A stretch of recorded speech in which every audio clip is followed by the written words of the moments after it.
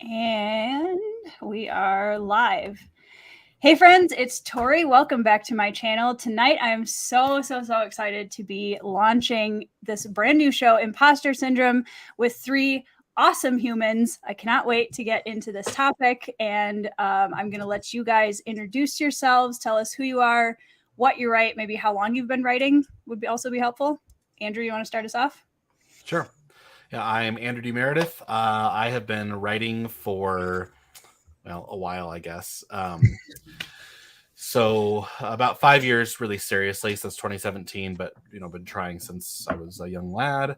I have 3 books out: Thrice, which is a Slavic fantasy, kind of a lone wolf and cub story, and then I have 2 books out in my big epic fantasy series, the Collation Saga. Yes, I am a semifinalist with Thrice in Spiffbo 8 this year, and then my new epic fantasy series, I'll say epic a bunch of times, is a multi-POV, paladins, mercenaries, you name it, they're in there. Maybe a couple griffins, who knows?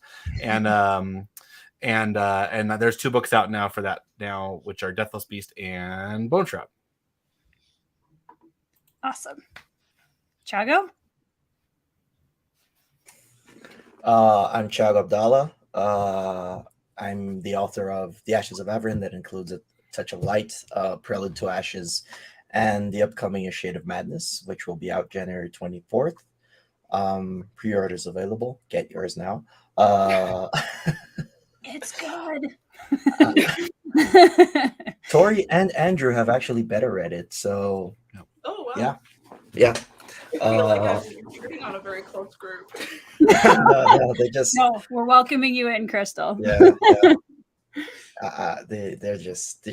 They were super kind with their time in helping me get it right. So I'm changing the last few details, and super excited to be here. Touch of Light is a SPFBO a finalist this year. See, my imposter syndrome is downgrading me already. Yeah, I guess that's it. Awesome. Okay, I guess that leaves me. So I'm Krystle Matar. I wrote Legacy of the Brightwash this sucks, back there beside the whiskey. It is a Spiffbo finalist from Spiffbo 7. It's kind of, lately I've been pitching it as romantic grimdark, so it's rough, but also there's hope in it, and people smooch. And that's all I've got for now. Oh, that's not true. I'm also in a couple of anthologies. One is called the Alchemy of Sorrow, which released now. It's officially out, I think. Yeah, it is. And you can't see him, but there's Ishmael from the Alchemy of Sorrow. He's also in Legacy of the Brightwash. So that is all I've got. Yeah, and if I remember correctly, you have, are we not allowed to say that you have another book in the works right now? Oh, yes. Well, yeah. The sequel, Legacy of Brick and Bone, is scheduled for April 25th coming up, 2023. And then there's going to be lots of other stuff. I just need more days in the week. Same. Yep, don't we all? Is that Brick and Bone sitting right back there on the table with all of its notes? Yeah. Yeah, that's what I have left to do. That's beautiful. It's like a dead body sitting there. Yeah. Well, there's also get your scalpel. If I can get out of there's the boot with all the stuff that I've accomplished. Yeah. I love that. I need a shelf for it. Yeah. Yeah. It's very satisfying to put those sticky notes in. Are you going to resin it? I'm thinking about it. I don't think they'll all fit in that boot, so I'll have to find some other entertaining container to put them in, but I want to keep them now, ever since you put that thought in my head. Yeah. Oh, you should get like a skull, like an empty glass skull. Yeah. Oh, I'll have to find something really cool like that. Yeah, absolutely. Yeah, that would be awesome. I love your photos on your Twitter of the boot and like your edits, and I was like, oh, that's so cool. Totally stealing that idea. Yeah. Well, I enjoy posting that stuff to Twitter because it for me, when I came on, I guess almost 10 years ago now, I was watching other writers talk about their process. And I was kind of stuck, like I was stagnant creatively because I didn't really know a lot about the different layers that some writers go through. And some people are able to draft pretty clean and it goes straight to pretty finished form early on. And that is not in my skill set. And so I just assumed that I couldn't do complicated books because I couldn't think that far ahead. But then I would see other writers talk about, you know, they do the first draft really badly and then fix it. And it seems so obvious when I say it like that, but it didn't occur to me until I saw other people talking about it. So I try to kind of pay that attitude forward of, you know, it's like, you know, you have the finished product in your hand, but don't feel bad if you're not there yet, because that finished product went a long way to get there. It started off very, very bad and it went through a lot of work. And you can do it too. You just have to try new things and unlock different ideas as you go. So yeah. Well, and I think that kind of goes back to like when people first come into writing, they have some things that they believe about writing that they kind of have to break down. Like writing is a linear process being one of them. And also like the idea that you'd make multiple drafts. It's surprising to me how many people don't realize like how many revisions a lot of times these books go through and how many people see them before the finished product actually comes out. So that's the other big thing is getting feedback and finding out like if those words that you're trying to express and those emotions that you tried to you know, convey are actually hitting, or if you're way off the mark, or if you want to double down and make it worse. Yep. Yeah. So that would be a good intro actually, is talking about maybe a little bit about the expectations that we had coming into writing, or like things that have been major pivot points for us in our like learning curve into writing. Because I think that honestly factors in pretty heavily to imposter syndrome, to be honest. So yeah, anybody want to start on that? I'll let you guys jump in instead of taking the whole... Oh, sorry. Weather alert, I guess. All right, go ahead. You're totally fine. This is a very professional outfit we have here. I had rented a suit, but I was told I couldn't wear it. So you were not told that. We have to let Andrew look like the fanciest. Yeah, Andrew is clearly the fanciest here. Yeah, he's the one who told me I couldn't wear it. So you know what? That's a good comment on imposter syndrome. Is I dress up like this. My wife dresses up in 1901 era because that's what she writes in is 1901. And looks fabulous. Dresses up in costume for that reason, so that we can put on that persona, put on the uniform of being an author, so that, you know, I might feel completely unconfident myself, but at least I'm fronting something. So at least I'm showing up, right? And I'm not going to just back off and do nothing. I can actually get out there and be who I'm not today necessarily. So Tori, can you just circle back to the question that kicked things off? Because just the idea that like what kind of expectations we started with as writers that we've had to challenge, or things that we believed about writing that were like major pivot points for us in the learning curve. So many. Do you want to start, Andrew? Sure. There's no silver bullet, that's for sure. Even though we continue to keep looking for them and we keep trying to load them into our gun, but we can never find it. But we know it's out there somewhere, and we keep trying. That's because we see people who have used a silver bullet, and we're like, well, I should try their bullet. And that's not true. But it is kind of a more gun metaphors for us to shotgun the wall, right? And hope we've hit something. Yeah. Mm-hmm. And if you just say, no, I'm going to find the one thing that works. And it's like, no, there is no. Yeah. No. I think that's an awesome point, because it ties into what Krystle was saying, right? We don't see everything that people do in the back scenes, right? We don't see all of their struggles. We only see people's finished products. Yep. So once you know, if this is something, I'm sorry, I'm already freezing up here. This is something I see a lot of people who are starting or want to start their first book to say.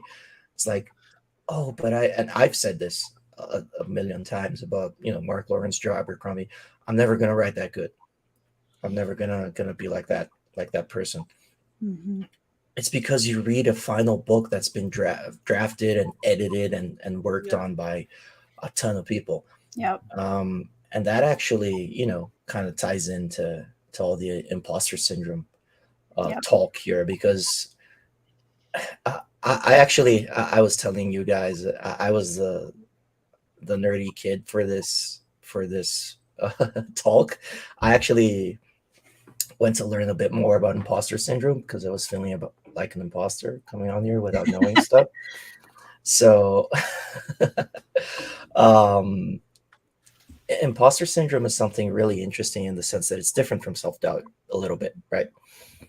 It's actually something that affects high achieving people who think they got there because of luck or in some way, shape, or form don't deserve to be there.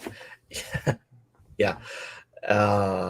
And that's really hard to deal with, because if your own brain is telling you don't deserve it and someone is going to out you on that, Yep.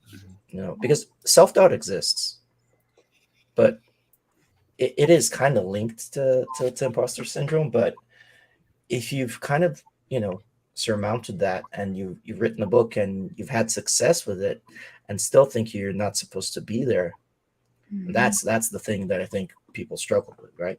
Yep. And I actually found some really interesting things that kind of like link to the author life, I guess. Mm-hmm.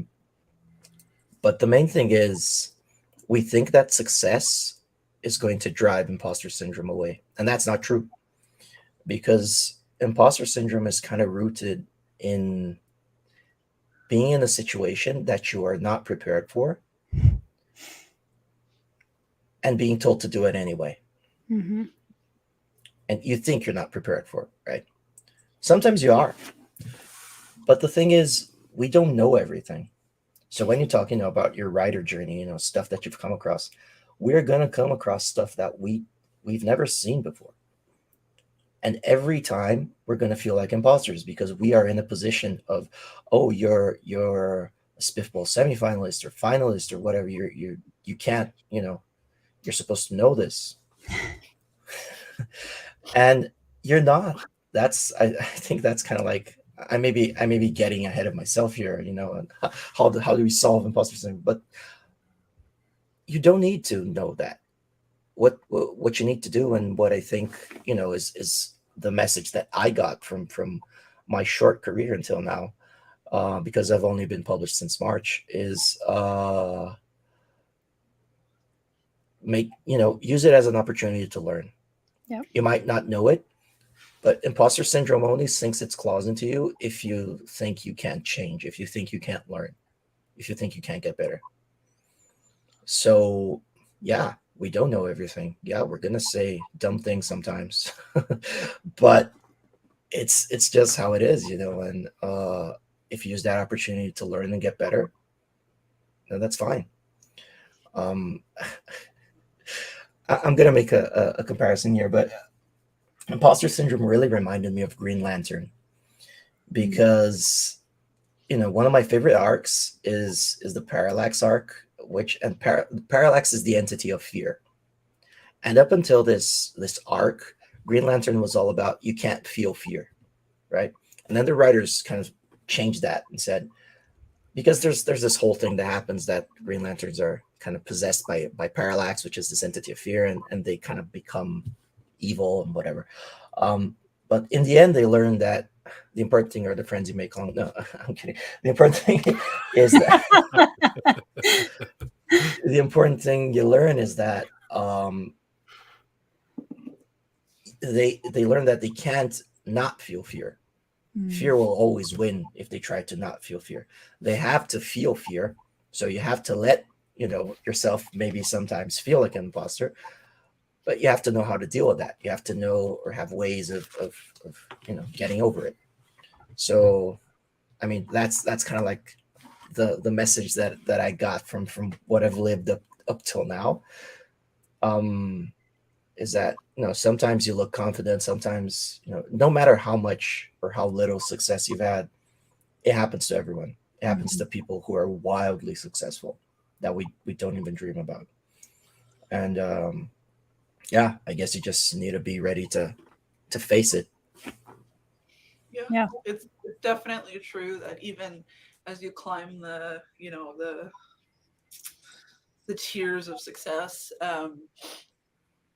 people way up there are definitely struggling. Like Carissa Broadbent, who is a very dear friend of mine now.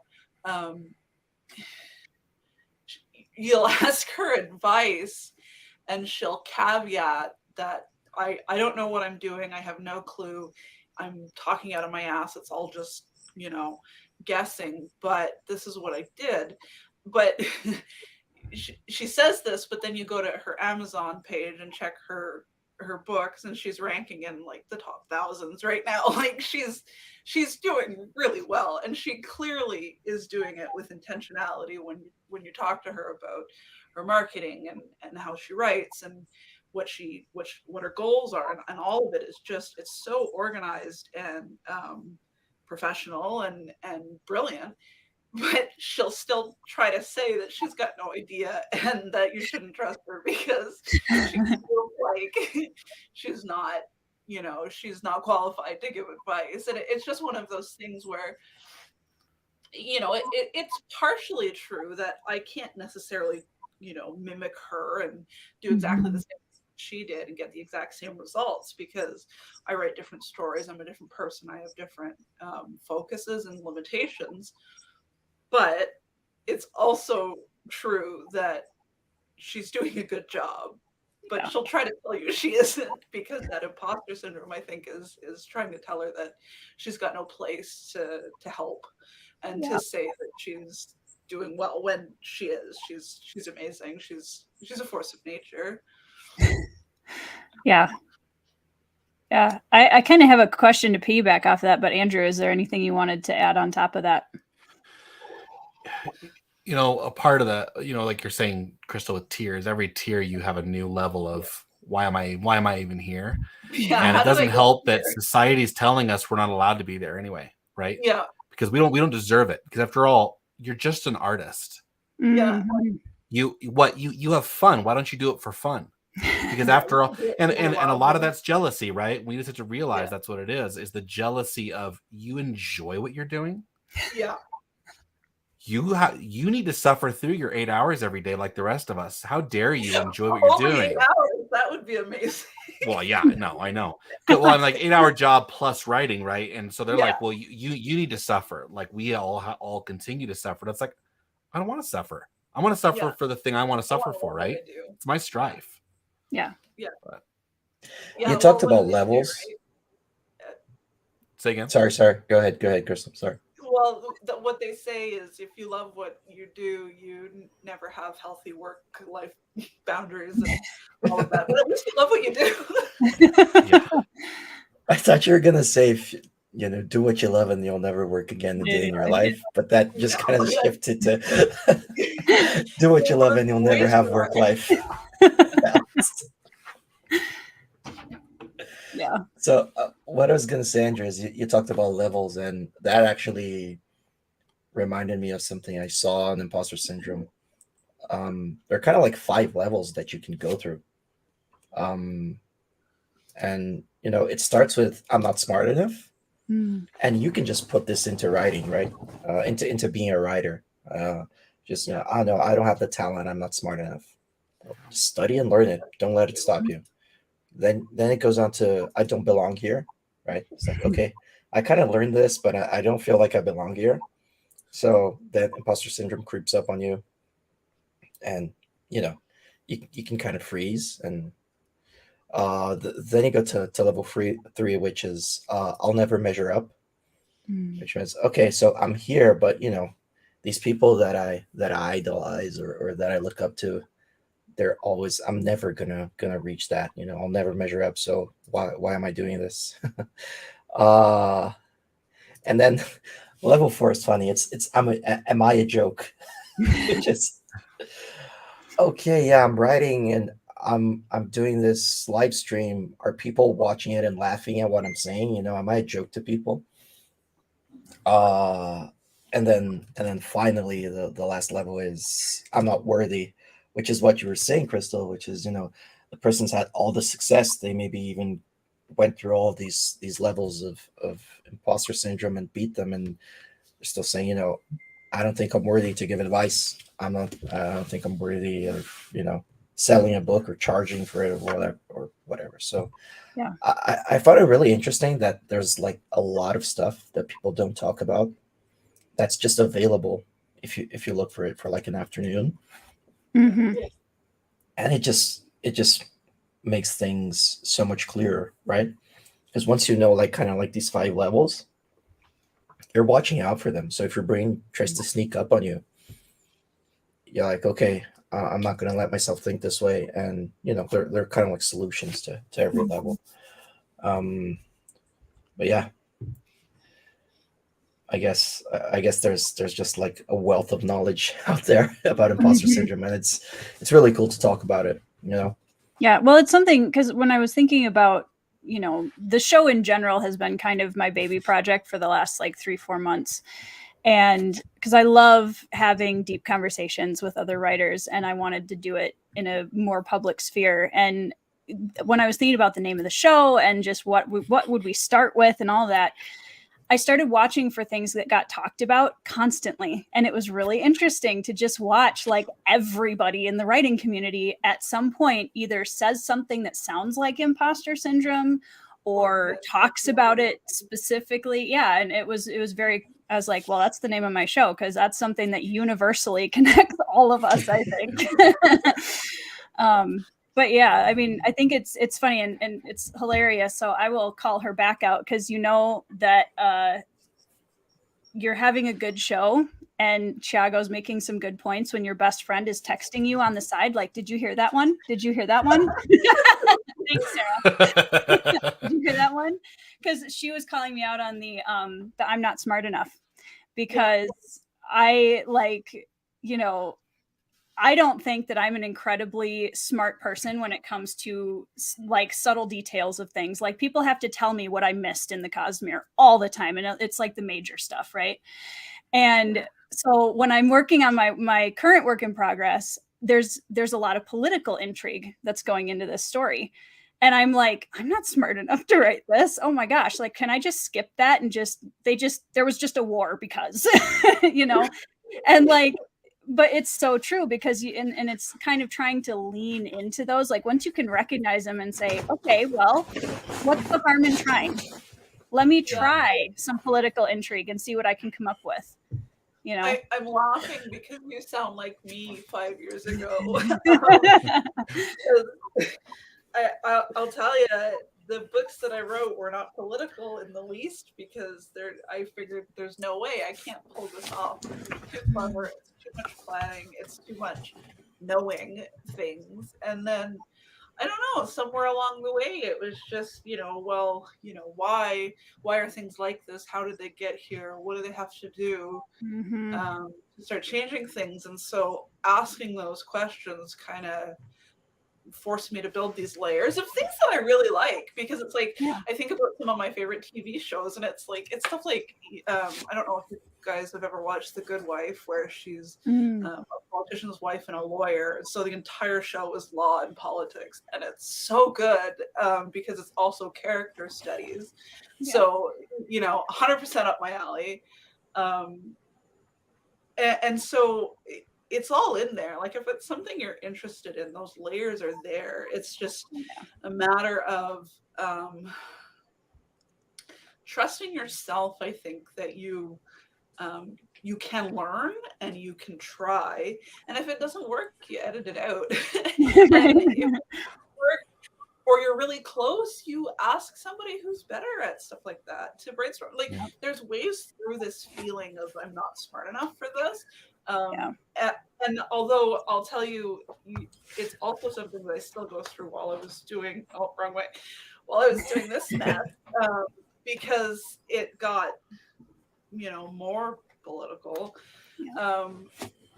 And more complicated, and so it's like, why did I do this to myself? I'm not smart enough for a series like this. And then the stubbornness kicks in, and we just do it anyway. Yep. Yeah. And that's the secret to beating imposter syndrome. Stubbornness. Do it, yeah, and it's not a joke. Just do it anyway. No, It's the feeling of I'm sorry, I'm gonna have to be nerdy and cite my sources, but I was watching this TED talk on imposter syndrome to prepare. And the guy talked about how he met his wife. He was sitting in this kind of, I don't know what it was, like kind of like these lounges, airport, lounge, I don't know. And this woman walked up to him, and he thought she was wildly out of his league. And she actually mistaked him for someone. So he was actually the imposter. Yeah. But for some reason, to be polite or whatever, he just continued talking to her. And then years later, they're married with 4 kids. It eventually led to a phone number, and then they're married. So, and the lesson, yes, exactly. The lesson from that is, you're going to be in situations like that. You might be the imposter, you might not be the imposter, you might feel like an imposter. Just do what you need to do. It was 3 kids in before she realized that it wasn't the guy from high school. Wait, what? Right? You kept calling me Ross, and I just leaned into it. But just be stubborn and do it. It's not. There's another video that I saw, which was, for a long while, people just said, just don't care. But it's actually better to care, because if you care, you have empathy. You're putting yourself in the position of others. So, yes, care, but don't let your caring freeze you. Just do it anyway. Acknowledging that it's on your shoulder is important too. Depending on whatever stage of life you're in. Like I can look back now as a 40-year-old and think, man, I wish I had been more of a writer when I was 20. And there's that, you're in high school and you're in drama class, and we're like, well, you need more life experience to be a better comedian. You need more life experience to be a better writer. Yes, it's true, but so get the experience, right? And that is not just going, okay, fine, I guess I'll wait. Why wait, right? Knowing it's there telling you you don't have enough life experience yet. Cool. Write what you know now and develop those skills. If that's what you want, you got to get at it. Just like a politician or a diplomat who knew they were going to be a politician at the age of 12, they said, whether their parents bought it for them or not. But regardless of that, they leaned into it and they said, you know what? I'm going to go to Harvard. I'm going to become a diplomat. They decided at 12. And how many artists, I am guilty of that, quitting. I've been through multiple mediums before I finally came back to writing and said, I'm going to write. But I quit several mediums because someone would say, well, you suck. And I was like, oh, yeah, I guess I kind of do. And then I quit because I was an imposter. And if that's what you want, you got to just go at it and know that we're all lacking. We're lacking whether we're 12 or whether we're 50 or 85. We're always lacking, and we can always learn more. Yeah. Well, and that's how you make imposter syndrome into a positive thing. Yeah. Accept it. Accept that you don't know everything. And it opens up the room to grow. Like if you go into something assuming that you're good at it, and you come up against people suggesting ways to get better, obviously it becomes really hard to hear that. But if you kind of embrace that awareness of, I'm this much time into it, there's so much I don't know how to do, and you let that be true and be okay. It's not a flaw, it's just where you are. Then you get to hear what people are saying to you, and instead of taking it as a personal attack, you can take it as kind of a list of things that you can now work on. And you know, there's appropriateness of who you listen to, because you know, just people that you don't know and who don't care about you probably aren't the people to go to for this stuff. And if they're being needlessly cruel, obviously we shut that off. But if people are trying to help and they have a similar interest as you, I think some people fall into the trap of listening to people who are friends and who care, but who are like interested in a totally different genre or totally different style. And then that kind of mixes your own signals on what you can do. And that's obviously not helpful. But if you surround yourself with people who have similar interests and similar worldviews as you can talk to them about, you know, how these things evolve. And I think that's where beta reading for other people helped me when I was a little baby writer, where I could talk to people about, you know, what they were accomplishing and what I thought could have more tension or pacing needed a little bit more action and stuff. And by expressing that to them, I then learned to see it in my own writing. Yep. And so you build these circles of people who want to learn, and all of that give and take brings you to those steps without you even noticing that it's happening. Yeah. Well, and I think that really points to another major kind of how to get over imposter syndrome is, for myself, I can say that having a village of those exact type of people is one of the best ways that you can beat imposter syndrome. Because, I mean, last year I was reading big trad pub names in fantasy. Steven Erikson is one of my favorite authors. You want to talk about imposter syndrome as a writer? Like, I came in, I was like, man, I'm not even going to start, you know. But when I came into the indie community and I started talking to other writers who were writing, you know, indie and self-pub, and they were writing amazing things and they were really supportive, and it totally changed my building that village really changed my confidence level. And the imposter syndrome's still there, but it's a lot easier to be like, yeah, I'm going to do it anyway, you know. And to the point of, you know, when you're younger and people say, well, you need more life experience. I always think that's such an interesting thing, because like, yes, you know, you keep adding to your experience through the years of your life. But I just reached behind me on the shelf for these two, 19 and 19. Yeah. Like, you know, so the fact that write it, like, don't wait until you have a specific type of experience. Start now, right? And once you have like your aha moment, it can be at any age and with any subject, and like, yeah. That's a huge flaw for our generation. As millennials, we grew up learning how to fight our way past the villains in our Nintendo games. And then the internet basically gave us Game Genie called Google, and we could look up how to beat everything. And so there are so many hobbies, writing everything, where we're like, well, I'll write once I know everything.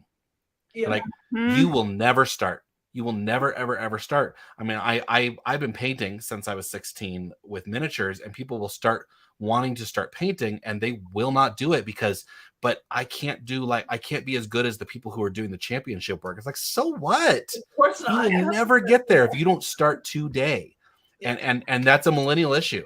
Yeah. You know, how do we teach our kids to go fight Bowser and get him and earn the Bowser win, right? As opposed to, I'm like, how can I, you know what? I'm going to play on easy mode because I want to play the story, and then later I'll play hard.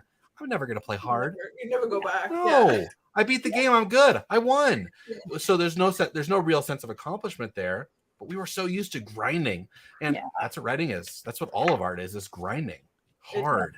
Yeah. It's interesting you said that, Andrew, because I also researched the 5 types of imposter syndrome. Oh, really? I'm giving my host card to Thiago. You know how I am, Tori. I can't do anything. I love it without diving in. Makes my job so much easier. So actually feel embarrassed right now of how nerdy I You're was. turning a little red. Yeah. You're an imposter. Yeah. So there are actually 5 kinds of imposter Okay. syndromes that can, one or all can affect you, right? And I'll just run through the names. I'm not going to spend a lot of time, going into detail. We can later on, but it's the perfectionist, the superhuman. Superhuman just means they just push themselves to the limit, work harder than anyone else at anything because they think they'll never be good enough. The natural genius, which is someone who thinks they'll do everything the first time, and if they don't, then they think they're not good enough. You know, the soloist, which is the person who's afraid to ask for help, and the expert, which is what you said, which is the person who thinks they need to know absolutely everything before they start, so they freeze and they don't start. So what do you guys, out of those 5, and Thiago might have to repeat them, but do you guys have any of those that you feel like you fall into the most?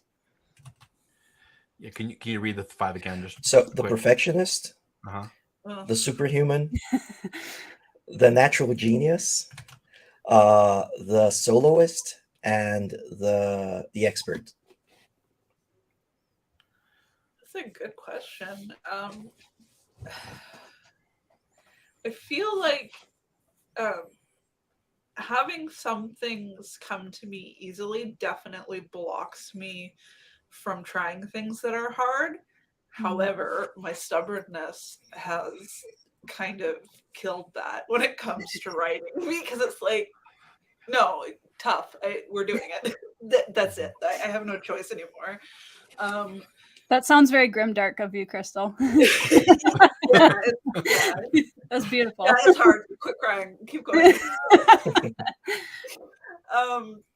But I think what stopped me, certainly before, not so much now, is very much the soloist, where it was like, no, I can do this myself. I can do it.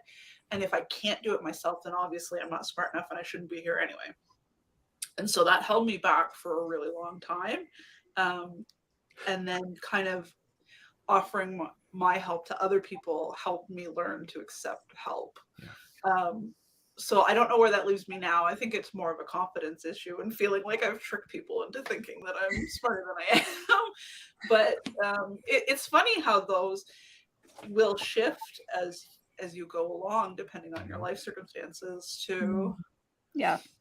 Yeah. What are you, Tori? I was trying to think about that. I feel like there's definitely some perfectionist in there for sure. Because it's never quite right. This is why people are always like, oh my gosh, your first drafts are like, I'm the super clean first drafter, Krystle. And like, it's not because I just was good at it the first time. It's because I have spent like 3 drafts in a row on the first paragraph. I have to like I can't move on until this part is perfect. And I'm really working on letting go of that. Because it definitely stunts your progress very quickly. Yeah. I went through that in one draft. What I was writing before I ended up with Brightwash, where and this was before I kind of understood the revision process. So I would be like, I want this story to have more of this theme. So I would go back to the beginning and start over. And I would write like 5 or 6 chapters and go, oh, but it doesn't have the right vibe in this way. And then I would go back. Yep. I just kept doing that to myself because I convinced myself it had to be right the first time. And then a big shock, I'm sure, it never got finished. It died. It died.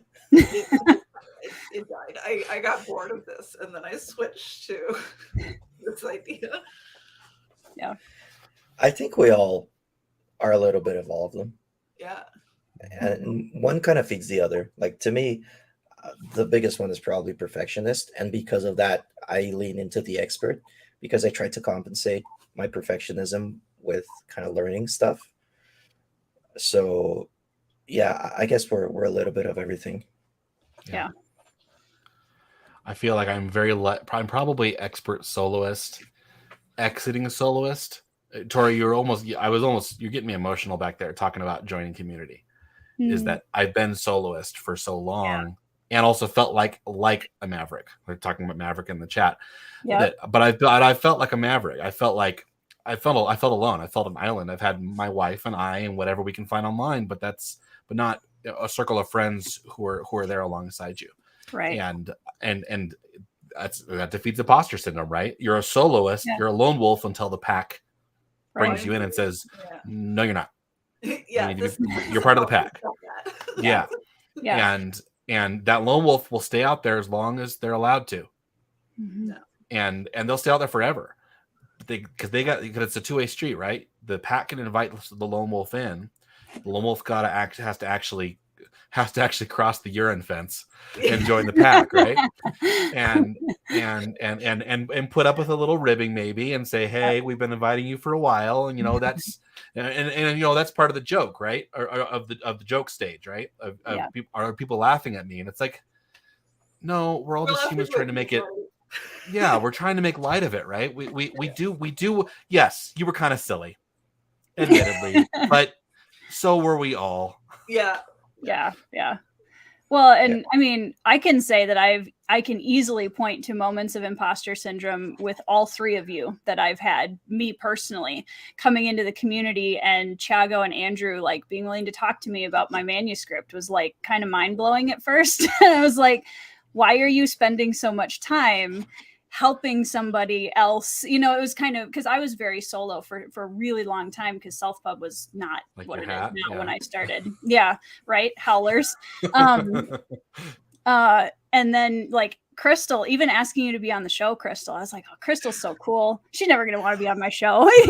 Like there's so much of that, and it's constant with everything. I mean, Andrew Wizard just mentioned like being a reviewer. There's a lot of imposter syndrome. Being a booktuber, oh my gosh, so much imposter syndrome. So, I mean, it's really like kind of everywhere, honestly. But I think, really driving home that point of the village is a huge one, because if you're solo, I guarantee you your imposter syndrome will drive you into the dirt. Yeah. What you call a village, I think we've talked about this a lot. I called it my safety net for forever. Yeah. It's just, if imposter syndrome is winning out, if you need like proof that you don't suck, you have to have, those good reviews. And I mean, we're talking about imposter syndrome theoretically, right? The stages of imposter syndrome, the kinds of imposter syndrome. When you put that into writing, there's this extra layer, which is people are dissecting your work. I've seen talks on imposter syndrome about people in the corporate life. And as much as you have, performance reviews, you don't have everyone everywhere who's ever experienced your work rating it publicly.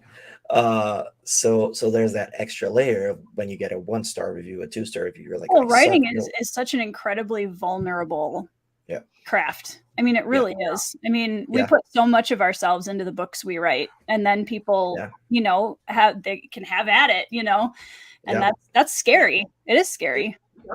No one at work is going to walk up to me, or I'm online, but they're not going to go to me and say, Andrew, your work is garbage and I hate you and you're awful, because HR would be down their throat so fast, right? It doesn't happen. Sure, it happens, especially in the movies, but it doesn't happen generally. But what are we exposing ourselves to? We're exposing to these 1-star reviews that are going to wreck our day. Yeah. Whether we are the hardest nose in the group, it's going to hurt. Yep. Good point, Zach. Yeah, Zach. Yep.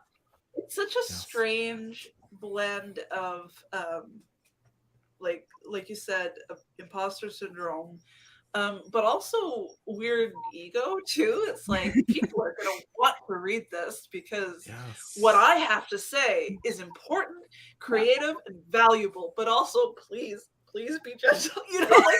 It's such a weird balance of totally contrasting personality traits. So we're not fun. That was the point that I think I most struggled with in becoming an author, Krystle, because I live in Brazil. People don't speak English here. So there was that. There was like kind of my name, and I actually thought, people are going to read my name. They're going to think I don't speak English or that I write poorly because of my name because I'm Brazilian. But then there's this thing of what do I have to say, and how does that make it important so that people are actually going to enjoy this, right? Yeah. And again, it's pretty easy to freeze if you think, I think it's one of the levels that we talked about, right? It's the I'll never measure up, right? Yeah. Um, And I think the counter that I have to offer to that is that we're all beautifully complex and broken, and we have the ability to heal each other. Yeah. And even if we're writing like kind of mass market easier stuff, like stuff that doesn't have a lot of deep themes, it's still a human connection. And I think that is my counterpoint to you wondering that about yourself, Thiago, is just that you're worth it because you're here and you're human, and there's going to be people out there who see you and also feel seen by you, and that is magic. Yeah. Because just like those 1-star reviews can totally tank our day, when someone really connects with our story and our characters, is the best feeling. It's the best. When someone gets it, when someone understands, not just that they enjoyed it, but they also kind of saw what the pain was, and what the hardships were there, and why we felt the need to say it. I remember the first moment I felt that, Tori, and that's why I appreciate Alan so much. It's when I was watching his review of my book, and it was the first time. It was on launch day, and I just had the hugest smile on my face, and I was like, "Wow, he understood what I wanted to say." Shout out to Alan. Yeah, shout out to Alan. Yep. And man, it's just incredible. It is magic, Krystle. I agree. It's unexplainable. When someone actually reads what you wrote and they actually understand everything that you were trying to say. You're like, yep, thank you. You got it. Yeah. It makes all the weird stuff and all the long nights and all the staying up late because you can't figure out the plot point, and all the worrying about barcodes and margins. It just makes it so worth it, and it's such a, I think it's an experience that's very unique to art, that we're able to do that. And because of distribution, we're doing it all over the world, and that's it makes all the stupid internal stuff worth it. Yeah, totally. I do have a backlog of our chat has been so gracious and us, because they have been asking questions, and I wanted to get some of the discussion through before we switched over to those, but I think it's going to fit right in anyway. So starting with Sarah, question for Thiago. Oh my gosh, I just said, I'm so sorry. How long? Oh my gosh, Thiago. Signing off. Did it take you from draft 1 to final draft on Touch of Light? Draft 1 to final draft. Now, how long did it take me to write draft 1? Right. So, I started drafting it in August 2020. Oh, that's really good. That hurts me a little. Yeah, we're not talking about it. Different strokes. Yeah, we're moving on to the next question. And I was probably done with the draft around November 2021. So a little more than a year. But that's with all the time that it took to go to the editor. I'd wait like a month and a half to get it back, and then I'd work on it. So I don't feel like active time working on the draft. I need to do some math here. I'm not going to do it live. Count that time because there's, even though you've passed it off, there's still stuff happening internally. Yeah, You're yeah, kind of yeah, anticipating what problems are going to come up and what you're going to have to work on. So yeah, I would still count the time. yeah, It's 100%. still Yeah, percolating. yeah. And then But- you get the tax write-off on that time too. Yeah, exactly. Yeah. But Yeah. I mean, if it's any, like consolation, while writing a book is super hard and it takes super long, once you get a process in place, book 2, I started writing it about June this year, and I'm finishing now. So around December. Yeah. So, it gets easier. Not easier, but Well, you can make it faster. I want to have an entire episode on discovering your writing process, because I feel like it is so different. And that's, Melissa talking to that too. Like, it's so different for every writer. I mean, I'm just mind boggled by the planners. I'm mind boggled. Like, Andrew and Thiago are over here with these, like, super impressive outlines. And I'm just like, that's awesome. I don't know if I can do it. Yeah, Trisha said, and Andrew and I once heard Brandon Sanderson claim he still suffers from imposter syndrome. It's crazy to think. Yeah, if Brandon Sanderson can move through his imposter syndrome. Can I just say, no, go ahead, Krystle, go ahead. If he can't, and he's still, fighting it now and then what kind of insane double standard are we putting on ourselves? We should. Right. Yeah. Humanity. I was just gonna say, I think the healthy way of going about imposter syndrome is to treat it like an emotion, like fear. Yeah. It is not going away. No amount of success is going to make you not feel, fear of stuff not working. Imposter syndrome will be there. It's just part of life, I guess, because there will always be something that catches you unprepared and will make you feel that way. It might even be better to compare it to grief, right? Yeah. Because you don't know when it's going to hit. You don't know how hard it's going to hit. You don't know how it's going to hit. Whereas fear is a great example too, but everybody handles fear differently, and it's often the same, right? Like what's your fight, flight, freeze, or fawn, right? How do you handle fear? But you have no idea how you're going to handle grief today. It's going to be you sitting in the car, curling up and thinking about your grandpa. And that's what I do. And it happens. You never know. You never know what scent's going to set you off because you put a blanket in the dryer. Yeah. Yeah. Katie says, having a good group of people who can see things we can't in our writing and who remind us that we can write are invaluable. 100% agree. Yeah. Yep. This is another good one. McWrightface says, in my first book, it was, I can't do this story justice. Yeah. I still am still doing that with this. It's like there's this feeling that I've told a story that's very big, and it feels important. It feels like I've accidentally stumbled upon intelligent things to say. And it often feels it's like, why am I doing this? I can't do this. This is too much, but I'm doing it. This is the story that wanted to be told, I guess. Right. I think it's a trap to think like that. Yeah. I think you'll always have something to learn. And if you feel like you can't do something justice, you're kind of leaning into the expert thing of, I need to learn more before I do this. And I mean, it's fine if you want to keep an idea for when you're more experienced, but if it's like the idea that you want to work on now, just do it.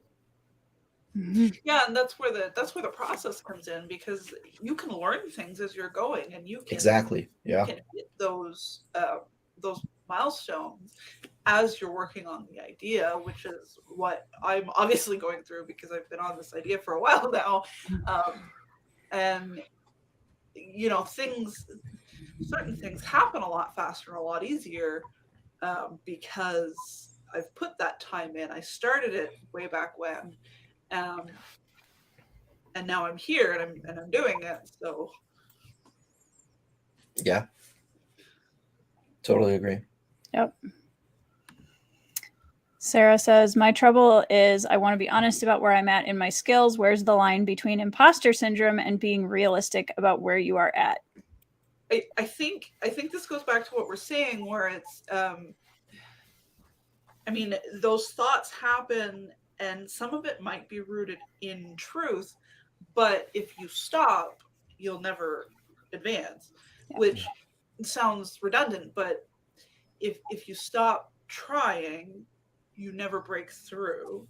And so if you're concerned that you don't write dialogue really well, you can tackle that as you're working. You can like if you like certain movies where the dialogue is really snappy.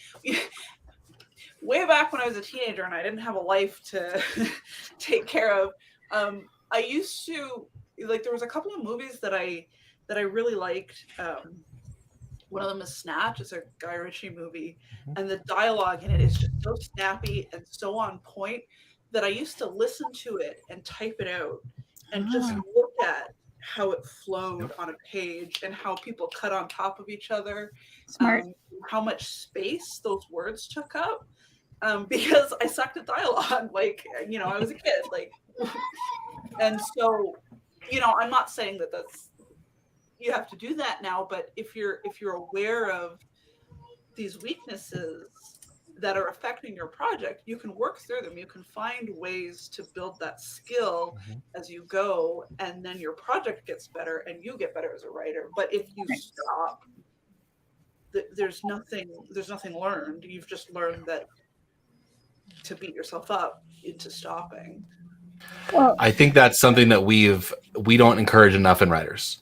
That in the other arts, you know, since time immemorial, we have always, you know, the master says, copy me or copy other masters. Yeah. And then you learn the strokes until you become your own artist, but it better look like me.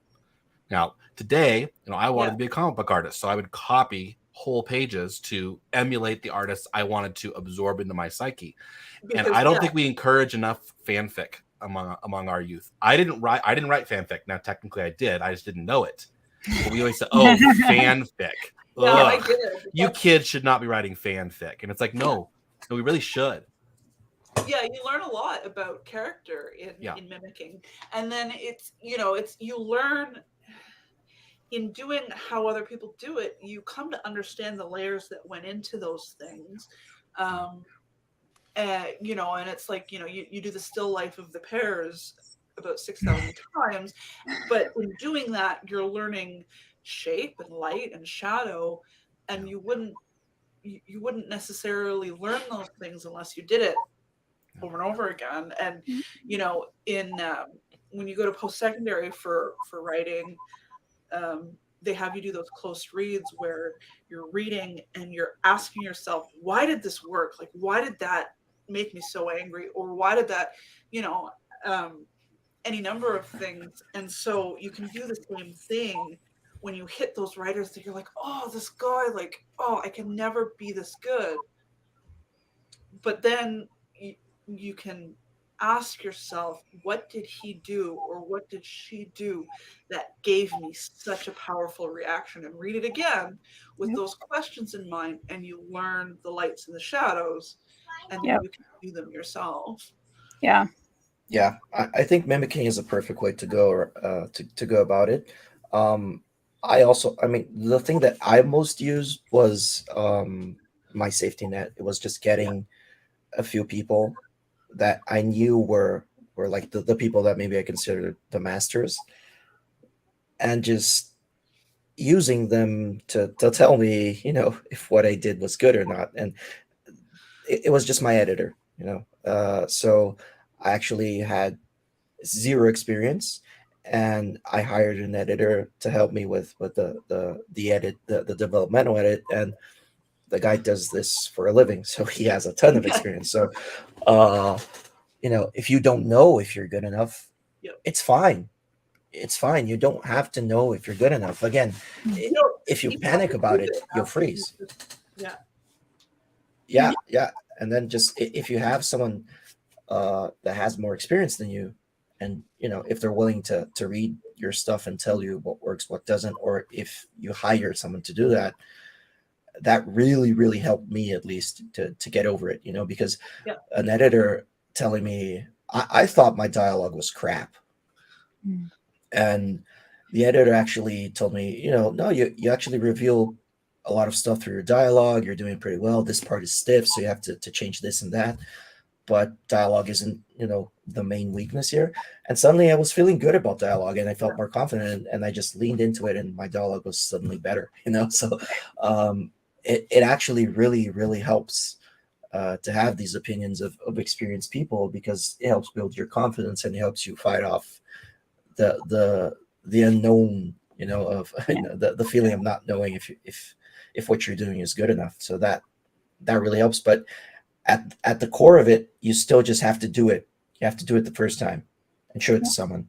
Yeah, if it's not on a page, you can't fix it. Right. Yeah.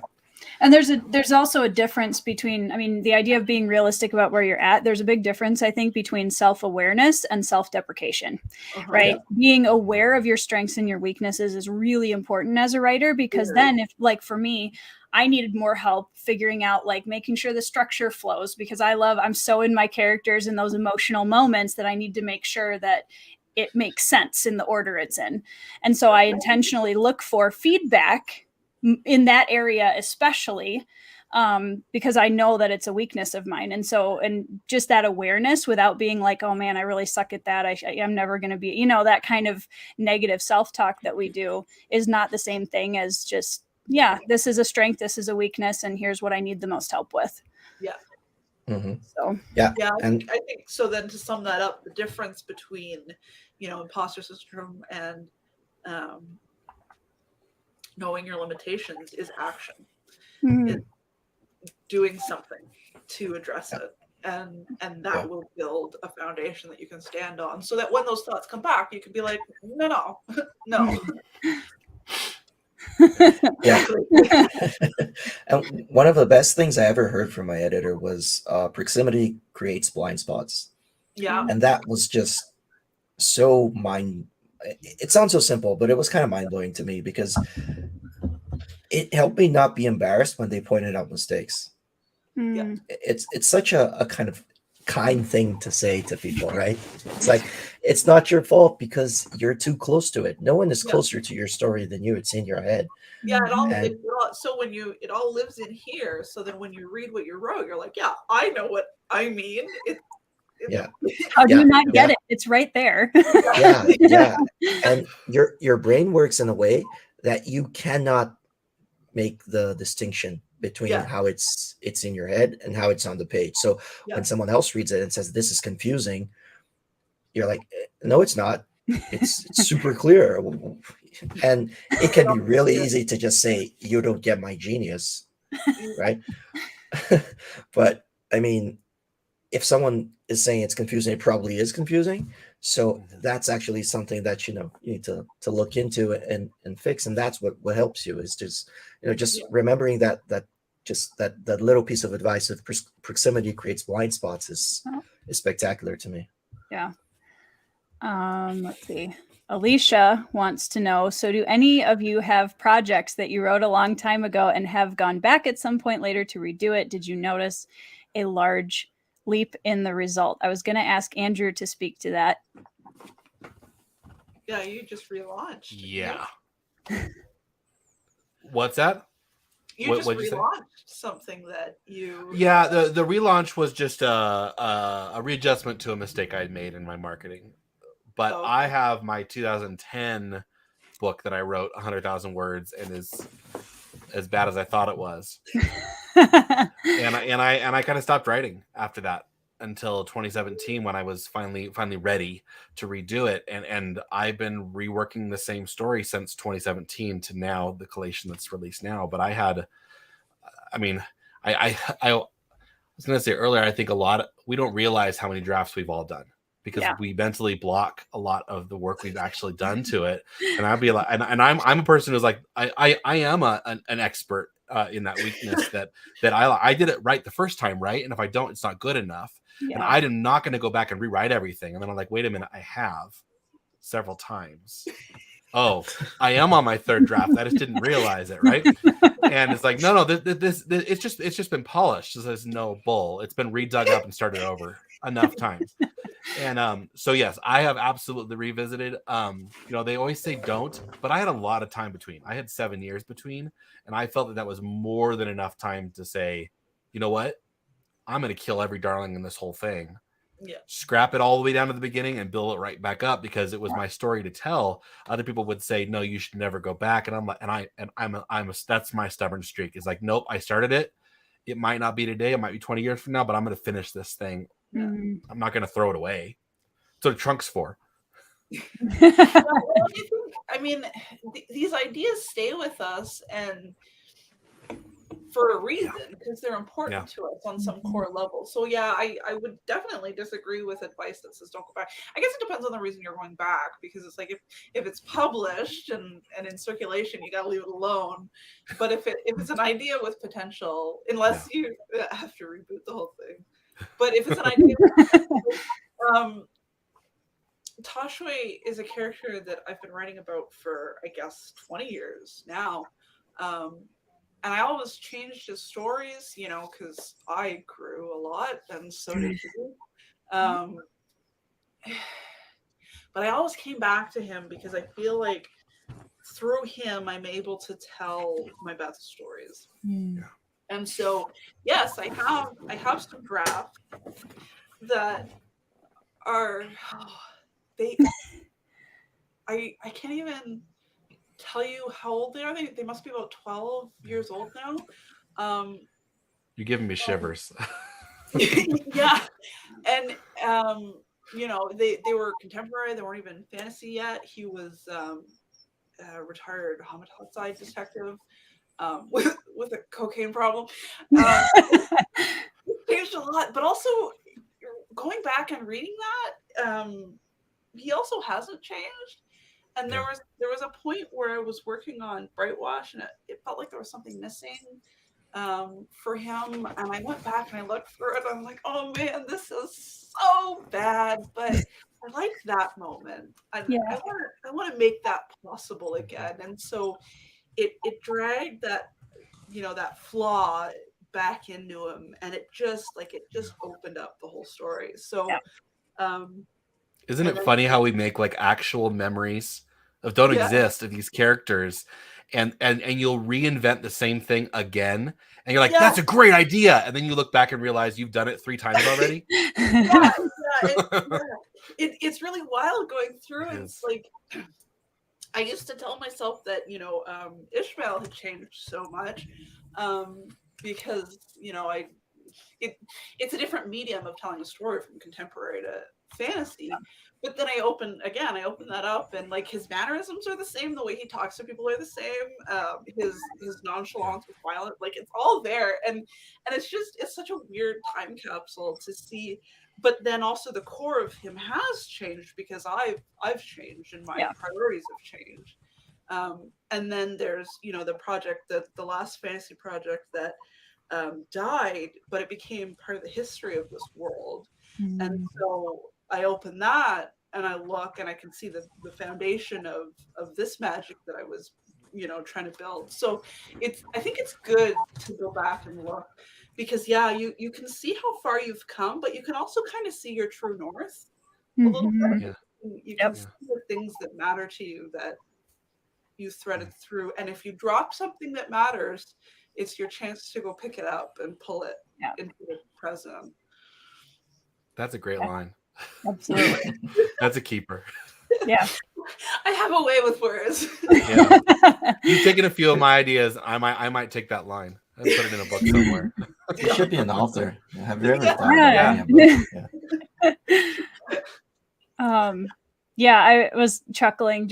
I'm trying to think, 7 or 8 chapters into Brightwash right now. And so like imagining the older version of Tashwe was kind of giving me the giggles for a second there. To look where you're at, but he's changed a lot. There's a lot less drug addiction, but he also not changed that much.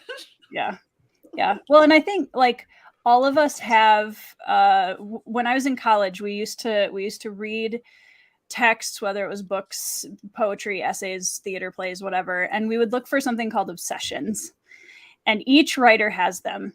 And half the time we don't even know they're there, but they show up over and over and over and over again in our books. They're character archetypes, they are environments, there are like, you know, whatever it is. Like, I didn't even realize this, but a very close friend of mine from college pointed out to me a few years ago. He was like, so one of your obsessions is things underground. And I was like, what? Really? And he started naming off the books of mine that he's read and that all have like underground environments in them. And I was like, oh my gosh, you're right. I love that.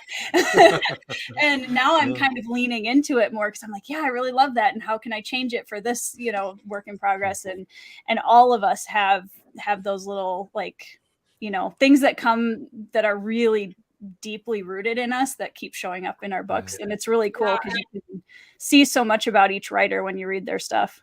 I think that's fun and comforting for the readers. It's certainly something that I picked up, like in Dennis Lehane's book. I can't list anything offhand, but there's always that moment, that piece of tension that he'll do it in every single book, and it's like, yes, I am home. I am here with my friend now. And and I'm sure, you know, when you follow a writer specifically, it's because you're hungry for that feeling. So it's definitely something to embrace. Yep. I'm obsessed with my characters gritting their teeth. I've learned that a lot. I do a lot of that too in my book. So we should have a gritting teeth author club or something. Yeah. Mine's growled. My line editor just, after he cut the 10th teeth gritting, he's like, this is super repetitive, man. Just can't you do something else? Yeah. Well, I wrote a book about werewolves, so there's a lot of snarling and growling and gritting teeth and fangs showing. And yeah, I think, let's see. Can I just shout out Alan in the chat? Yeah. Wait, did I miss him? Yeah, we have an all-star group in this, I'm trying to chat. I'm trying. Oh my gosh, you guys! I'm trying to keep up. Alan, Zach, Troy, Sparrow, Gina just showed up. Alicia, Melissa. Yeah, I can't even name everybody, but yeah, he side-eyed me. Well, that doesn't make sense because I'm pretty sure I have at least 3 active holy wars with Alan. Yeah, right now, and your holy war is because of your book, which I feel is a little unjust. Did. It's a little unjust. For context, Alan's always looking for a new enemy. Alan is upset with me because I got to read Thiago's book before he did.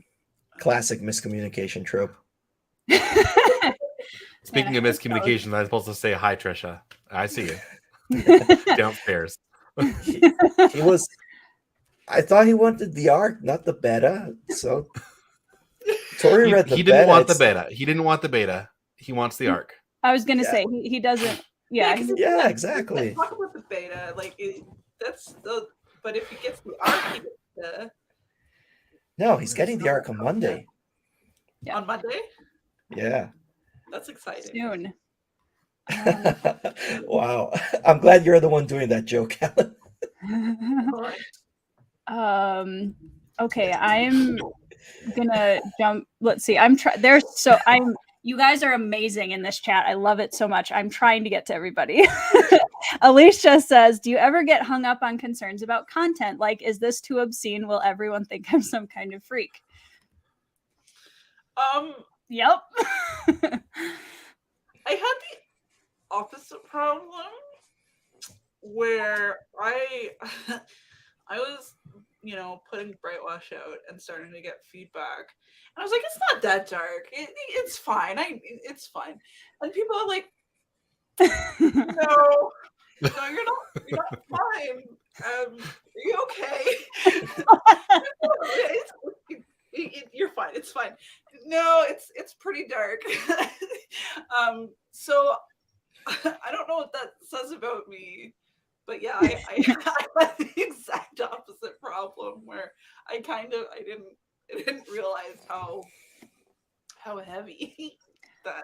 I think I have the problem where it doesn't bother me, so that's why I send it to other people to be like, am I like totally missing this, or like, is this okay? Yeah. Yeah.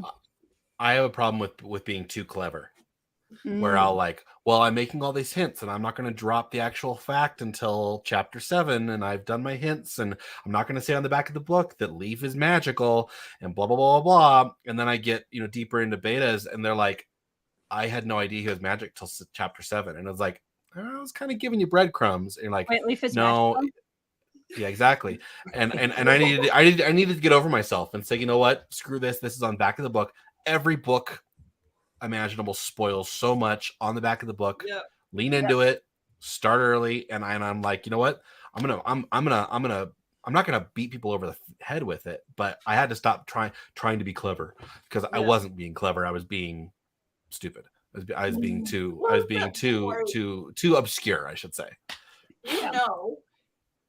So it's obvious, and I bet it's some of those things that if they reread the book a couple times, like if you're a rereader like me, you find those layers after you know what's going to happen. And that's fun, but you need to give enough for the first pass. Exactly. And more so on a 70,000 word book, you don't need to try to pull off Malazan. Right. That's an interesting question. So do you think that imposter syndrome is easier or more common with self-publishing or with traditional publisher support? Do we want to do so? I think I think imposter syndrome is rooted in your experiences, right? Because self-doubt happens to everyone. Imposter syndrome is that fear that you're going to be exposed for not doing something sometimes very specific, and that it's the feeling that you've tricked people who believe in what you do. Or that you can't do it again. One was a fluke. I can't. There's no way. Yeah, and that's the trad published authors are fighting those same demons. Where, exactly.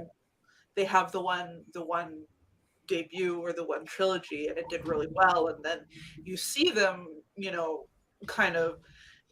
Yeah, it's great. This is great because they're panicking a little. Like, can I do it again? Yeah. And certainly there's a little bit of external validation in trad where you've been agented, you have the contract, your publisher is marketing you, and so there's some of that maybe makes it easier, but I don't know. I think there's still an inherent quality of doubting what you have accomplished and what you're going to accomplish. There's just different framework that you can lean on in that doubt and let it prop you up. So it's super personal, right? It depends on what you've lived and what kind of little secret your brain tells you that you're keeping from people, right? Which is most of the time it's almost like we're characters in their own novels, because the misbelief that our characters have, which is what skews their world vision. It's the same thing. It's not true, but we think we're hiding a secret from people. And if someone finds out, they're gonna realize that we're imposters. So I mean, and I don't think self-pub or trad pub necessarily changes that, because it's just like two different paths to the same destination. So,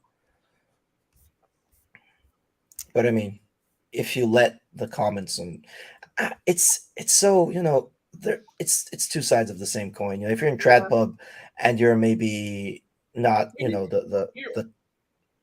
you're sorry, more exposed in some ways, like just because of you have that support in the platform, but it means you're more elevated and more visible, and so there's more people coming to you with their opinions about why you're trash, and so I suspect whatever benefit trad pub authors have from having that support, they get it back in visibility and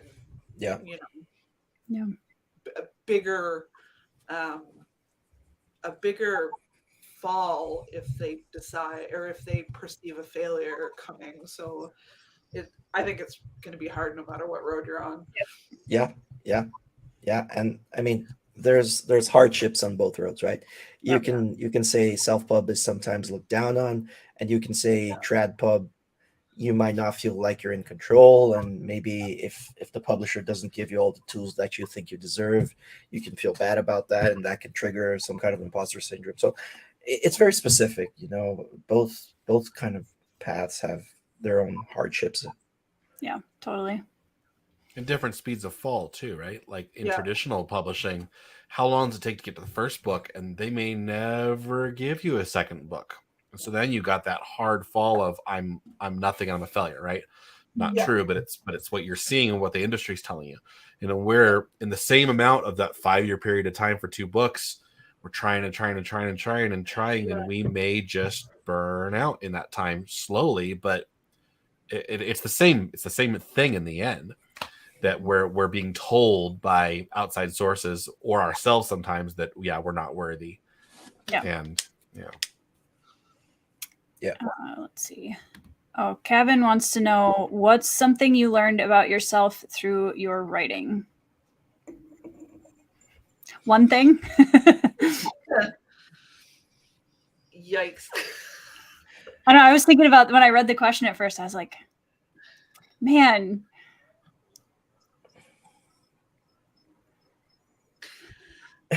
Everyone's just like quiet thinking about what.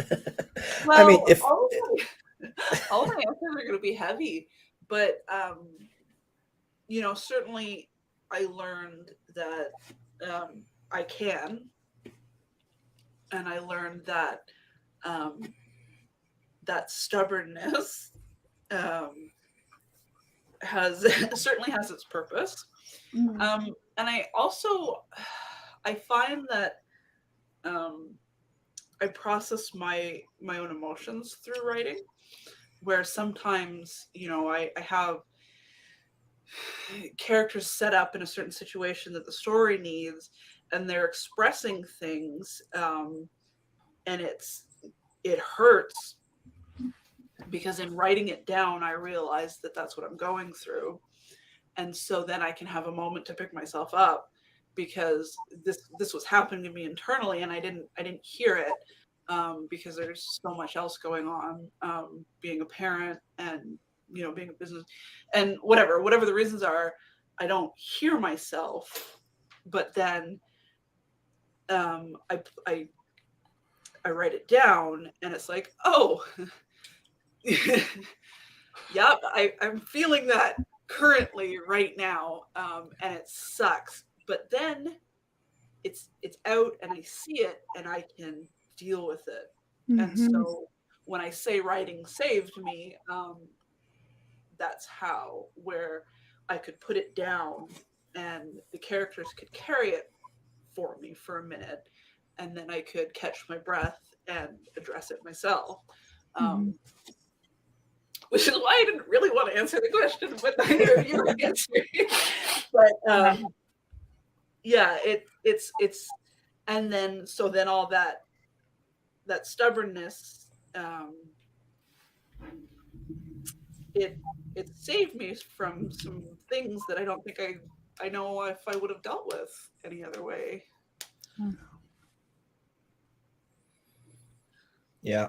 So, I mean, I don't feel like I am the rookie in the class here, because I've only been published since March, and you guys have been writing your whole lives, and I just decided out of the blue one day that I was gonna sit down and write in 2020 or 2019 or something.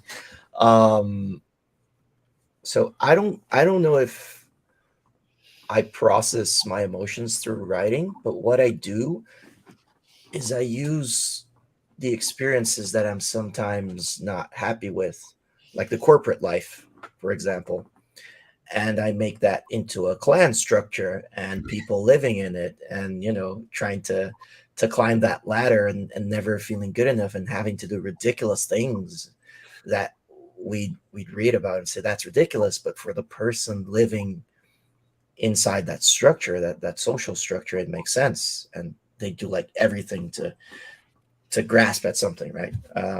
That's hanging there before them. So I don't know if that tells me a lot about who I am as a person, because I don't feel like I put myself specifically. I mean, I put parts of myself into my characters, but I don't think I ever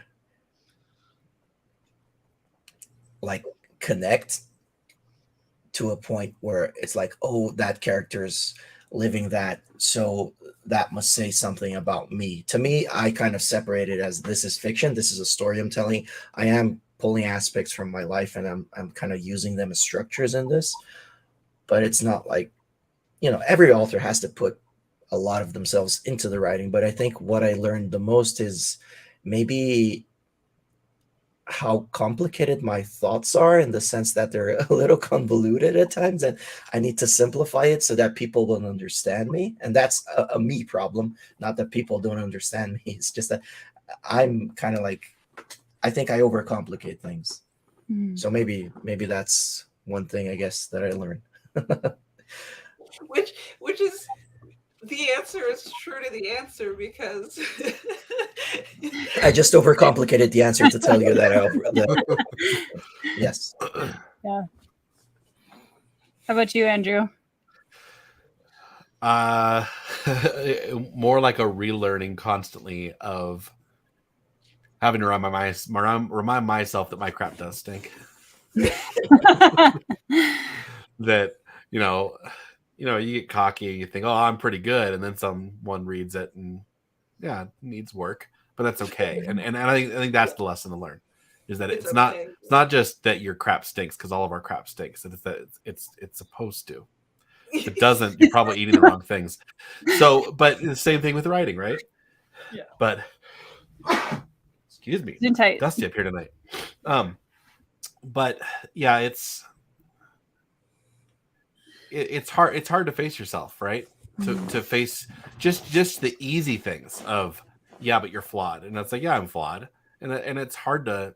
I've had to learn over the last 5 years to be able to stare into the void, Yeah. and the void stares back, and I've used that with other people. It's like you have to look at the void, and you can avoid it as long as you want, but eventually you got to look into that void. And as a writer, we're constantly looking into that void, and it's scary, but someone had to do it. Might as well be us. Well, I was going to say too, Thiago, like, I have had so many conversations with people throughout the years where they will say, I'm going to write a novel someday, and they never do it. So the fact you're kind of one of those like unicorns in a way, of people who decided, you know what, I'm going to write a novel today, but you actually sat down and did it, which is awesome, because most people like never get there. Did you think about it for decades? Was it always an idea, or was it 2019? You woke up one morning and said, "I'm going to write a novel." You want to know the truth? Yes. I read a book that I really didn't like, and in my 20-year-old arrogance, I said, if this is the level that people are writing it, I can do it as well. Yeah, that's valid. Yeah. And then I sat down to write it like 12 years later. I never researched. I never even thought, I was going to write it. I just thought, yeah, maybe I'll do it one day. There, yeah. And then like 12 years later, I sat down and I saw, oh, it is actually a lot harder than and that, that says something about books, because readers will read stuff and it's completely fine to criticize and not like it and all that, but it is harder than it looks. Yeah. So I think that's something that my husband tells me when I'm feeling especially discouraged about how hard it is. It's like, yeah, it's hard. If it was easy, anyone with an idea would just do it. And certainly there are a lot of people that seem to think that they have a book in them, and maybe they do, but it's hard. and so that it's not a bug. It's just a reality. It's not, and it's, overcoming that is the only way through, really. Mm-hmm. You got to be willing to commit to it. Yeah. And you got to be willing to let it kick your ass a bit. Yeah. Let's see. Trying to make sure there's a whole bunch of land gifting going on in the comments between people. Going back to the fanfic, Troy was mentioning that, fanfic is kind of a dirty word. And, but yeah, mimicry is something we all do from the day we're born. So like in the end, it's kind of elitist to be like, don't mimic that. I've only kind of come to that realization in the last 6 months with the fanfic thing, is because I was a poo-pooer on fanfic, and especially when adults are writing it. But that's not the point is that if we would convince kids, 12-year-olds, if we would convince what's his name, who wrote Aragon, that he was going to write a fanfic, he would be a success. He would not be struggling with the success he had then today. Yeah. Because if you write fanfic as a kid, and we tell our kids, you know what, just spend time drawing, just spend time writing, write some fanfic, then it allows you to more easily decouple yourself from that fanfic and write your own stuff as an adult. Whereas we're kind of stunting our growth as writers by not doing it early on as in our childhood, because we're like, no, this is totally original. It's like, no, it's not. Mm-hmm. You're emulating the things you read, which are only 3 things at the time of when you became an adult. And that's why everybody says, well, Eddings inspired me. And it's like, yeah, he inspired everybody, because anybody who was 12 could read it, and the parents weren't going to complain about what they were reading. Mm-hmm. Okay, it's a common knowledge, and it's a common ground. So we all emulated Eddings, and then it's that much harder to decouple ourselves as adults and go, oh man, that character is so ripped right out of the book, sometimes by design and other times by not. And how can we enable younger writers to better prep themselves for entering the adult author world, whatever that means? I love the concept of I think it's the mind. It's your mind model or whatever it is. It's the way that palace? No, it's not the mind palace. It's the way that you see the world is shaped by your experiences, and just basically all that you've lived your whole life.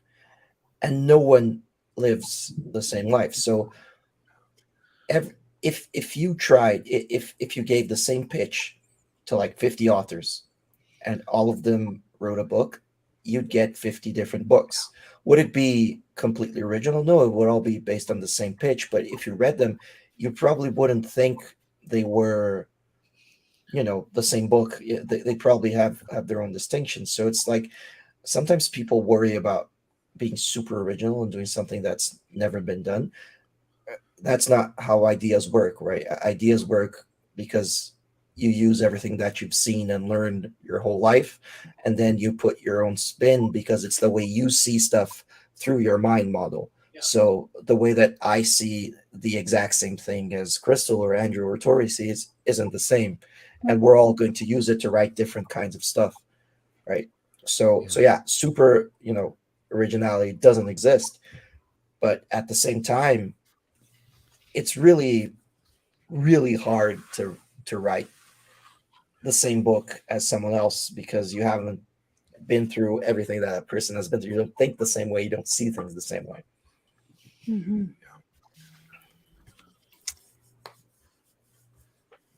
The awkward Tori scrolls for more questions. And even if they come out at the same time, it's like the Bug's Life Ants example, right? They both came out the same year. Yeah. 2 very different movies. Yeah. Scales and Sensibility, and then Miss Percy's Pocket Guide. Yeah.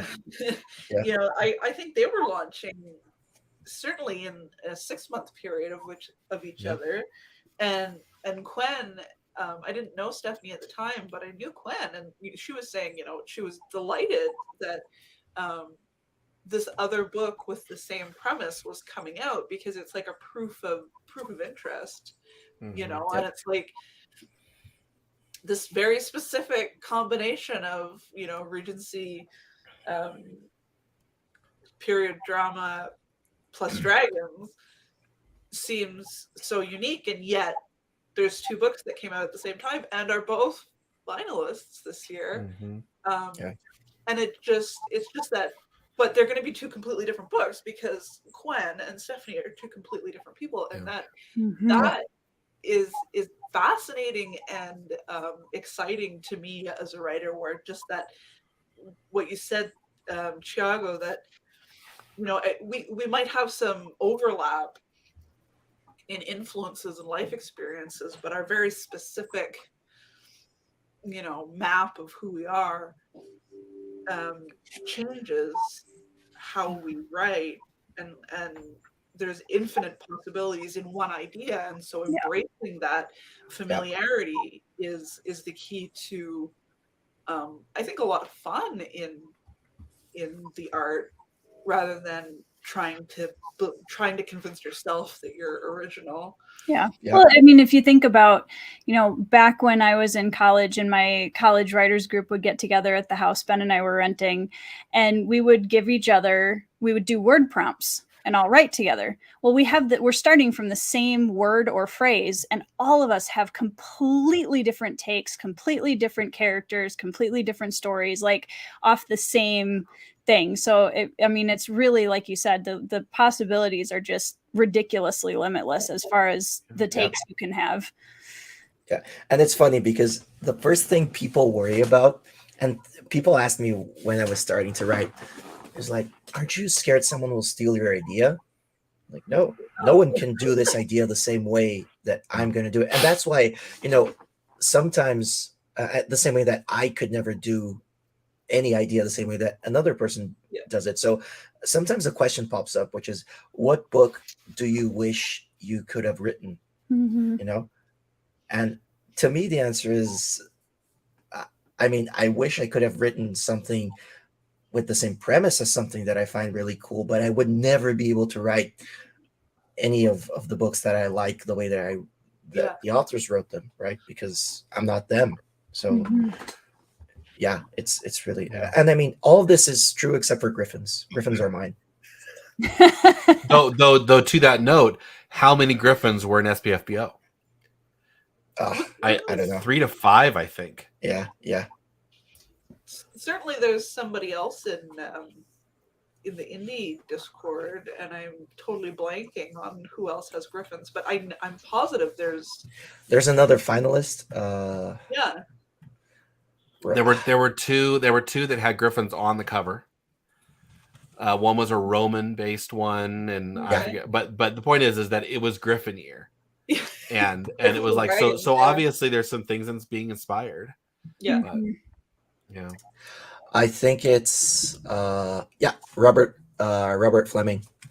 He was a finalist in one of the years. He has a series called The War Griffin Saga. So I wasn't original in that. See. Yeah. And that is a weakness among a lot of creatives, is that what if my idea is stolen, and we have to get past that. But because who are you stealing from? What's that? Who are you stealing from is right. Kind of the more important question. And if you're aware of your influences and who you're trying to emulate and how you're morphing those ideas, I think you have a lot more power. Yeah. Than trying to guard what you think you have. Mm-hmm. I lost my train of thought. Well, and any author worth their salt who sees, starts to read Thiago's book and says, you know what, I'm gonna write that book. I'm gonna beat him before he gets it out. It's like, no, you're not. He's already 3 drafts deep. You got nothing, son. It ain't happening. So to worry that someone might steal your book, and it's like, no, if you're really worried, write faster. But no one's gonna actually take your book. Just go, get at it, because only you can do it. Yeah. I mean, there's already stuff that I'm noticing that, you know, when I started my book, I was like, oh, this is going to be so cool. And like, I'm not seeing it around much. And now I'm seeing like this here and that there. And I'm like, oh, never mind. There it is. So, but again, you know, is that something to be threatened by? No. No, people like, if people find something they like, they look for more of it. Right.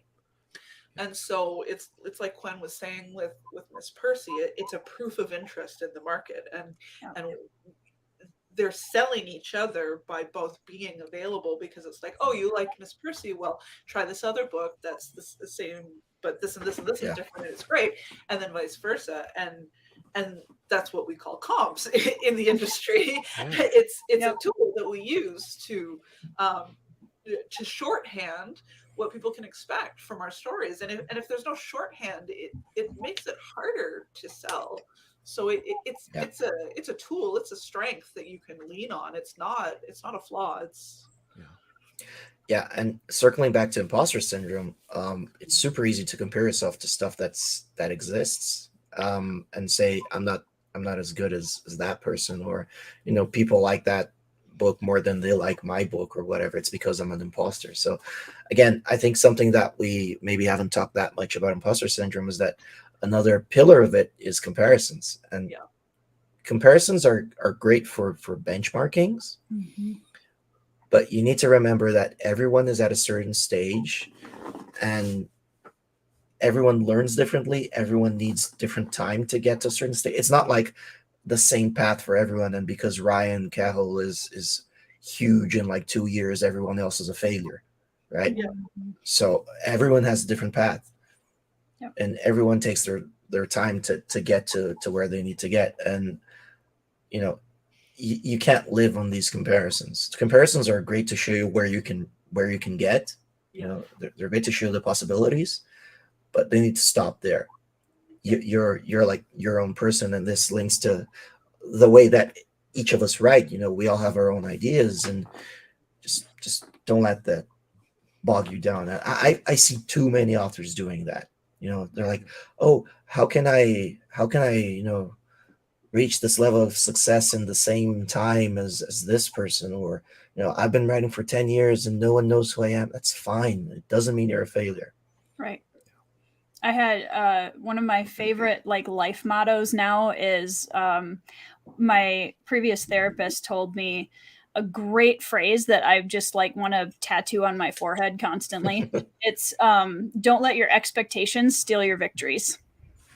Yeah. And that is like, I love that so much. And it's so applicable to so many things. And I think oftentimes we set, you know, that's another thing that authors are good at, right? That kind of ties in with imposter syndrome, is setting unrealistic expectations for ourselves of where our first draft should be, of where, once we've published the book, like how fast it should be, you know, getting higher numbers or whatever. I mean, it's just a constant, like, make sure that you're knowing your victories and celebrating, hey, I finished a first draft. Hey, my book is published and people are reading it. like really, like, not to say that you shouldn't have goals and ambitions, but really celebrate each step of the journey instead of just trying to rush through it. The superhuman type of imposter syndrome is exactly what you described.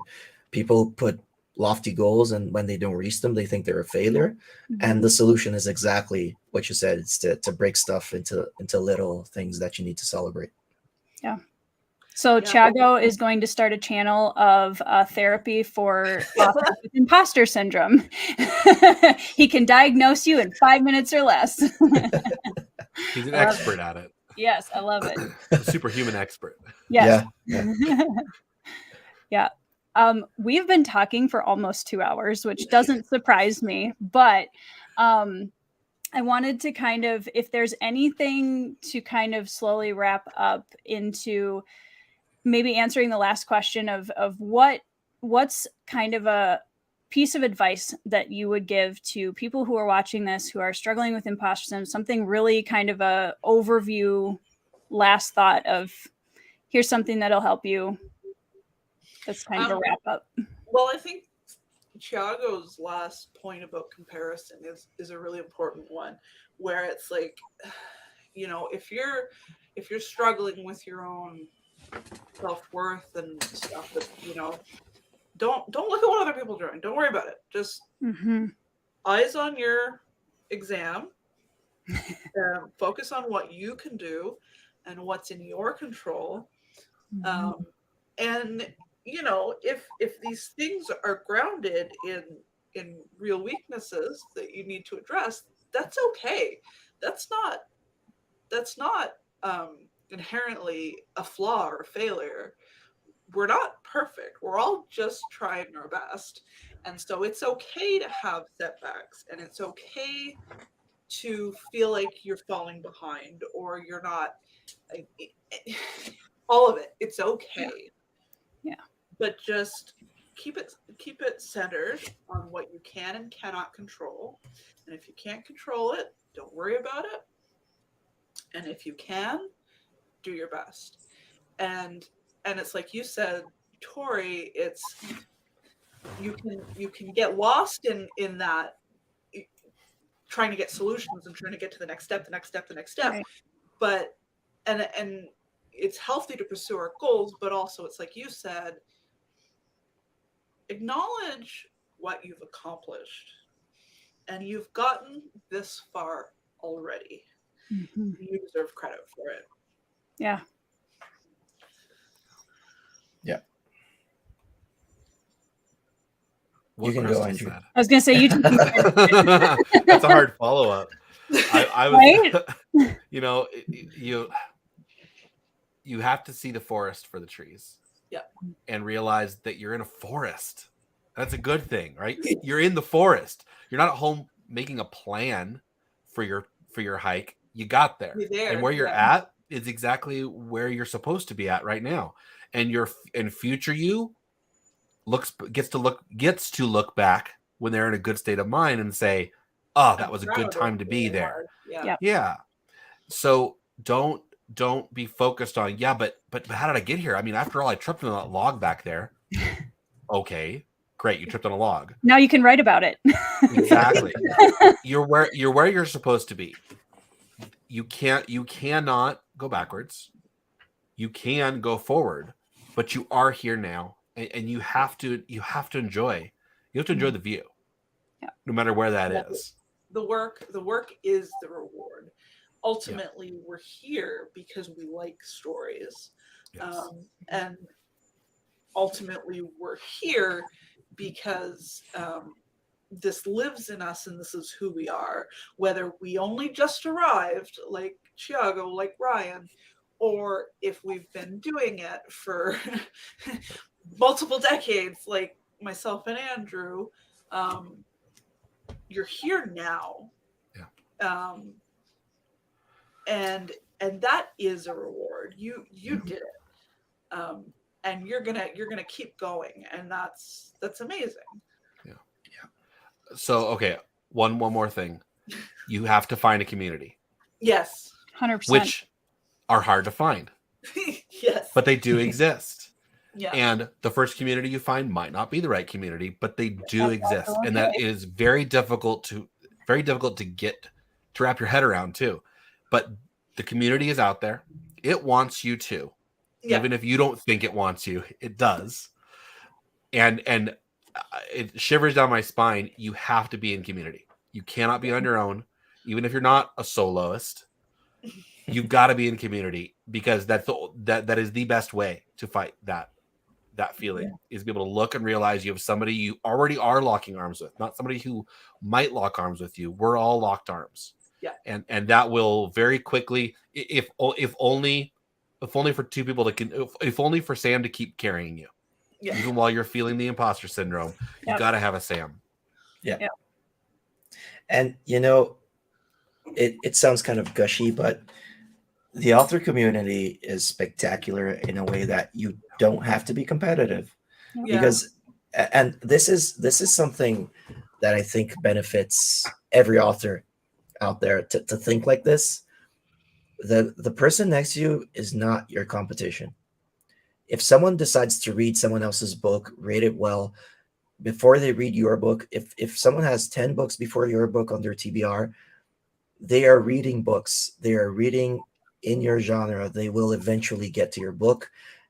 It's keeping them going in reading. So the more people writing, the more books out there, the better, because you have the possibility of getting more people into reading. So and that's just that in itself, even if you want to be selfish about it, is a reason why you should help other authors. And just, help grow the community, because you're helping yourself. I mean, one of the best ways to get people to read, but how do people read my book? Sell other people's books. Yeah. Yeah. Because you build. I mean, that's just a good sales tactic, right? Is that you're building the trust that if people trust you to match them to the right book, they're going to go, well, if you like, what about your book? Then you get a chance to say, well, my book might not be for you, which is fine too. Or it might be, okay. And you can kindly hand it to them instead of shaking it at them and hoping they take it, right? Or being the mall kiosk person and like spritzing perfume in people's faces, right. like, right. And you avoid that whole arm of the mall because you don't want to be there. So don't be that salesperson. Sell other people's books, and they will then want to read your books, because Thiago's $1 today can be my $1 tomorrow, or vice versa. And I mean, Krystle, when did Michael Roberti started reading my book? Because you were gonna get in there emotionally, and he needed a break, and I was like, I got your break for you, and we played off each other, because it's just fun to be able to sell off of each other. And also,